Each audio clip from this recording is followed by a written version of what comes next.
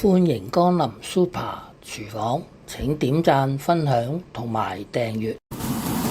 今日整呢個蒜蓉粟米仔炒四季豆，主要材料梗係四季豆同埋粟米仔啦。四季豆用手撕開嗰啲絲，頭尾唔要搣開一段段，做完一條再做另外一條。好快啲四季豆已經搣好晒啦。紅蘿蔔少許，去皮，切開一片片。粟米仔用刀斜切，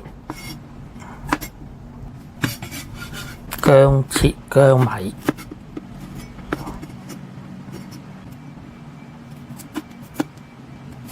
蒜頭切為蒜蓉，將薑米同埋蒜蓉撈埋一齊切碎，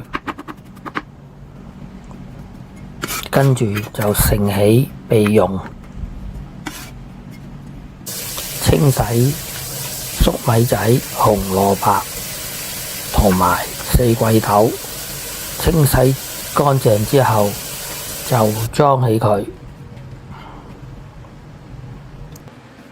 凍水落粟米仔、紅蘿蔔，將佢煲滾。過咗一陣，紅蘿蔔同埋粟米仔已經煲滾咗啦，咁我哋就放埋啲四季豆落去，飛水大約5分鐘。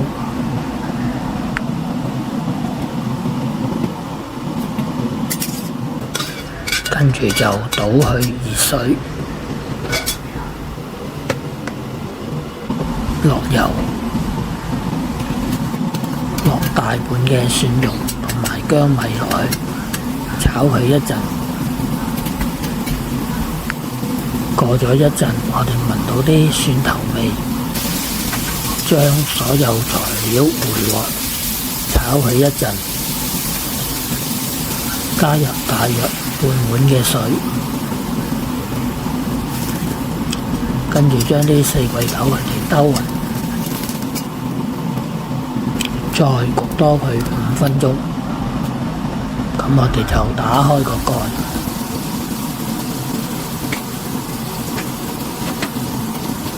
落埋剩餘嗰啲蒜蓉同埋薑米喺個鑊度炒佢一陣。跟住落少許鹽，將佢兜勻。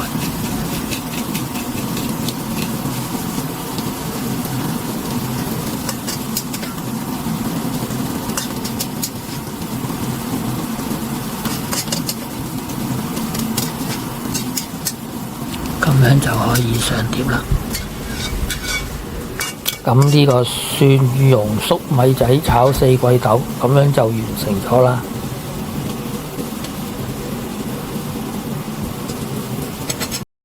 睇完片之後記得俾 like、分享同埋訂閱。我仲有大量嘅煮餸影片，可以登入下邊 info box 參觀。